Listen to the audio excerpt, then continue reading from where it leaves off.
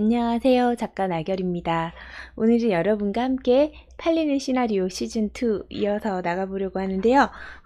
정말 제가 요즘 오프라인 강의나 대학교에서 시나리오를 강의할 때 진짜 중요하게 여러 번에 걸쳐서 설명하고 강조하는 부분을 오늘 여러분과 나누게 됐어요. 뭐냐면 씬을 어떻게 편집할 것인가 라는 부분이고요. 그리고 이 뒤에 나오는 페이스 조절하기라는 부분들에 대해서 여러분과 나눠보려고 해요. 이 부분은 한번 많이 고민해 보시면 여러분의 글이 굉장히 좋아지시는 데 도움이 되지 않을까 하거든요. 함께 공부해 보도록 할게요. 단계별 이게 아웃라인이나 어쨌든 씬을 완성하고 나서 여러분들은 이 생각을 해야 된대요. 나의 씬을 어디서 시작하고 어디서 끝내야 되는지에 대한 고민을 해야 된다는 거죠. 이 부분에 대한 씬을 어디서 시작하고 어디서 끝낼 거냐라는 부분에 대한 이야기들은 모든 작법서에서 거의 공통되고 똑같이 이야기를 하는데요. 뭐라고 얘기하냐면 가급적이면 늦게 들어가고 어떻게 빨리 나오라고 이야기를 합니다. 저도 학생들에게 이야기를 해요. 씬에 가급적이면 늦게 들어가고 빨리 나와라. 이건 무엇인가? 가장 단순하게 이야기하자면요. 방의 문을 열고 들어오는 장면 이런 것은 생략하면 좋다라는 거라고 이 책에서도 표현을 하네요.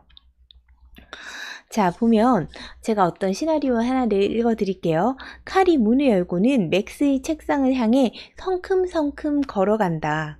맥스, 칼이 책상에 서류 뭉치를 쾅 하고 내려놓는다. 칼, 도대체 이게 무슨 뜻이야? 이렇게 됐을 때 지금 어떤가요? 칼이 문을 열고 맥스의 책상을 향해 걸어가서 칼을 불러요. 맥스가 칼을 보고 놀래서 칼 너 왜 그래? 라는 행동을 취한 후에 뭐 하나요? 칼이 책상에 서류 뭉치를 쾅 하고 내려놓으면서 갈등이 본격적으로 시작되죠. 근데 여기서 씬을 가급적 늦게 시작한다면 이렇게 시작하는 거래요. 칼이 맥스의 책상에 서류 뭉치를 쾅 하고 내리친다에서부터 시작했을 때 씬을 가급적 늦게 시작하는 개념이 된다는 거죠. 그렇게 해서 재치 있는 대사를 몇 가지 주고받은 다음에 뭐 잘못될 게 있어? 라는 말로 그냥 끝나는 거예요. 그리고는 뭐 다음 장면에 바로 잘못된 걸 보여주는 식으로 붙여간다는 건데 이게 뭐냐면 각각의 장면을 여러분이 최대한 길게 쓰여 있는 경우들이 아마 많으실 거예요.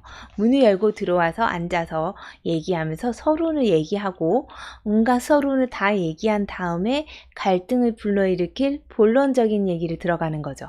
그런 다음에 막 다투고 그 감정을 어떻게 표현하고 어떻게 마무리가 되고 다음 일을 암시하는 것까지 쓰여 있을지도 몰라요. 그랬을 때 이렇게 생각하라는 거죠.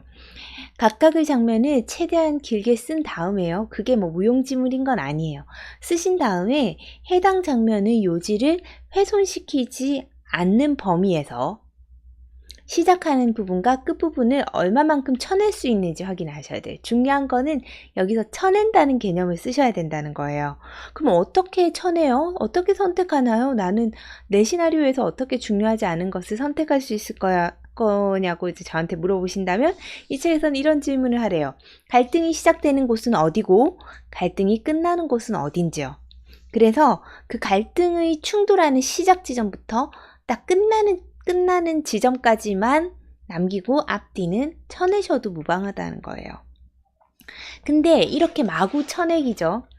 그러니까 우리가 이렇게 쳐내는 것을 하는 데 있어서 예외적인 것은 두 가지 경우가 있대요. 일단 처음에는 나중에 관객들이 알아야 할 배경 정보를 위해서 앞부분을 조금 길게 보여주면서 그 씬에서의 갈등은 다른 종류지만 요 씬에서 일어날 앞부분에 다른 정보를 살짝 박아 놓는 거예요. 근데 이 씬에서 이 정보를 쓰진 않을 거예요. 나중에 쓸 거거든요. 어쨌든 그걸 박아 놓고 있다가 특정 장면의 도입부를 나중에 활용할 생각으로 앞부분을 길게 쓰는 경우, 이를테면은 들어왔는데 어떤 사람이 쥐를 마취시키는 약을 이렇게 조제하고 있는 거예요. 그러고 나서 다른 사람이 딱 들어와요. 그러면 들어왔을 때 이걸 숨기겠죠. 숨기고 그 사람과의 갈등 장면이 시작돼. 그 씬의 중요한 갈등 장면이 시작돼요. 그 막 갈등이 이루어 나가요. 그러고 나서 마무리돼요. 그리고 다음 씬쯤에 그 쥐를 죽이던 약을 이 사람의 뭐 컵에 타는 장면 같은 게 나오면 관객들은 어떻게 하나요? 앞에 나왔던 그 실험을 봤기 때문에 그 쥐약이 만들어지는, 독약이 만들어지는 것을 봤기 때문에 요 뒤에 저 액체는 사람을 죽이는 독약과 같은 액체라는 정보가 이미 앞부분에 전달이 되는 거죠. 그렇게 하기 위해서는 문을 열고 들어와서 갈등이 이루어지는 그 부분만 남기지 않고 앞부분을 그런 식으로 활용할 때는 앞이 나와도 된다는 거예요. 그렇지 않고서는 두 사람이 이루어지는 행동의 갈등 부분만 남기는 게 정말 중요하다고 합니다. 그리고 두 번째의 예외는 뭐냐면 하나의 씬이 두 가지 갈등을 가지게끔 하려고 할 때예요. 그때는 앞이 조금 길게 나올 수밖에 없겠죠. 왜냐면 빨리 쳐나가야 될 갈등이 하나 붙어 있기 때문에요. 그래서 앞에 금방 끝낼 갈등? 사소한 거죠. 예를 들면은 들어와서 이런 걸 붙이는 거예요. 책상 정리가, 엄마가 아들한테 너 왜 책상 정리가 안 됐어? 라고 이야기를 하고 잔잔하고 작은 갈등이 하나 생기는 거예요. 엄마 왜 뭐 치우려고 했는데 안 됐어. 빨리 너 늘 말만 하더라. 근데 이것은 어떤 갈등을 위한 거냐면 뒤에 나오는 이런 갈등인 거예요. 너는 항상 말만 하고 안 하더라. 지난번 시험 때도 그랬지. 그리고 뭐 할 때도 그랬지. 그러면서 아들과 엄마가 엄청난 싸움이 되면서 아들이 자기 감정을 막 폭발시키는 장면이에요. 엄마는 항상 나에게 기회를 주지 않고 이렇게 단정적으로 이야기하지 이러면서 막 싸우는 장면이 된다고 했을 때 뒤에 갈등이 더 크지만 앞에 이 군더더기 갈등 같은 작은 갈등도 하나 넣어주는 거예요. 그렇게 됐을 때 다른 갈등을 촉발시킬 갈등을 앞에 베이스로 깔았다고 하거든요. 그랬을 때 이 부분에 군더더기가 들어가는 것은 허용한다는 거예요. 왜냐면은 그렇지 않을 때, 이렇게 목표가 없을 때는 정말로 여러분 씬에서 한 가지 있는 그 갈등의 시작 부분과 끝 부분만 남겨놓고 나머지 군더더기는 다 쳐내셔야 돼요. 왜 그러냐면 영화는 압축을 요구한대요. 압축을 요구한다는 거라는 건 중간 단계의 지루한 부분은 사람들이 보고 싶어 하지 않아요. 그런 것까지 다 설명을 하기에는 우리가 쓰는 시나리오는 너무 짧다는 거죠. 그래서 최악의 순간, 최상의 순간 이것만 있길 바란대요. 그런 것들만 남겨놓고 다 쳐내도 이야기의 흐름상 이해가 된다는 거죠. 사실 소설 같은 경우에는 그런 중간 단계를 자세히 길게 늘어놔도 괜찮아요. 왜? 소설이라는 매체가 가진 특징과 영화가 가진 매체가 가진 특징이 다르죠. 영화는 온전히 사람들이 영상과 사운드를 집중해서 어두운 공간에서 그것만 계속 듣는 그 고도의 집중력으로 모든 정보를 해석하는 관객들을 맞이하고 있는 거거든요. 그렇기 때문에 그 관객들이 해설의 여지가 있는 것들은 다 건너뛰셔도 돼요. 추측 가능한 것, 유추할 수 있는 것들은 건너뛰셔야지 그런 것까지 말로 다 설명을 해주면 이것은 드라마의 트루기와 같다는 거죠. 드라마는 어떤 특징이 있냐면 지난번에도 말씀드렸듯이 설거지를 하다가도 대화만으로도 이야기가 진행되는 게 이해가 가야 돼요. 10분쯤 딴 일을 하다 와도 어떤 일이 있었는지 이해가 가야 되는데 영화 같은 경우 10분쯤 딴 일을 하다 왔는데도 이해가 되면 이거는 굉장히 잘못된 거거든요. 왜냐하면 우리는 굉장히 집중을 하고 있었다고. 그죠? 그래서 여러분 압축하는 게 굉장히 중요해요. 저도 압축이라는 개념을 요새 많이 연습 중이거든요. 여러분도 함께 저와 함께 어떻게 씬을 시작해야 된다고요? 갈등이 빵 터지는 순간부터 그게 해결되는 순간까지만 남겨야 돼요. 씬에 가급적 늦게 들어가고 빨리 나오는 연습을 하셔야 합니다. 다음은 페이스 조절이에요. 페이스 조절이라는 부분은 페이스 조절은 정말로 영화 시나리오에서 중요하대요. 사건이 전개되는 속도를 가리키는데요. 페이스를 효과적으로 조절한 영화들은요. 1막이 가장 느리고 템포가 2막에서 조금 빨라지고 속력이 올리다가 3막에는 최대한의 속력으로 막 이렇게 이야기를 전개해 나간대요. 보통 10분에 한 번씩 대형 사건들이 터져라고 하는데 그 대형 사건들이 터지면 이 템포 조절을 위해서 큰 사건이나 큰 정보가 가고 나면 잠시 쉬는 시간을 두기도 하는데요.